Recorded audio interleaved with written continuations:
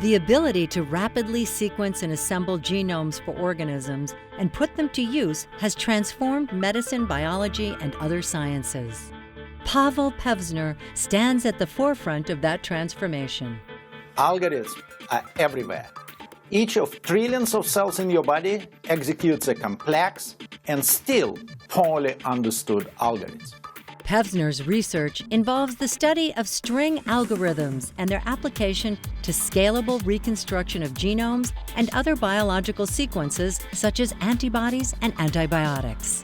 It's the sheer scale of the problem. 40 years ago, biologists figured out how to read genomes.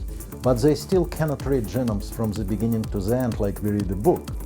Instead, they read tiny snippets of the genome that may be only 300 letters long. And the task of computer scientists is how to assemble millions of such little snippets into a complete genome. Early automated genome assemblers lacked the efficiency needed to process the vast datasets resulting from new sequencing technologies. In a series of papers starting in 1989, Pevzner developed models based on Eulerian Path principles that led to algorithms that were both accurate and much more efficient. When our approach was published, it was first viewed as exotic, theoretical, and somewhat impractical way to assemble genomes. It all changed 10 years ago, and our approach turned out to be the only approach that survived.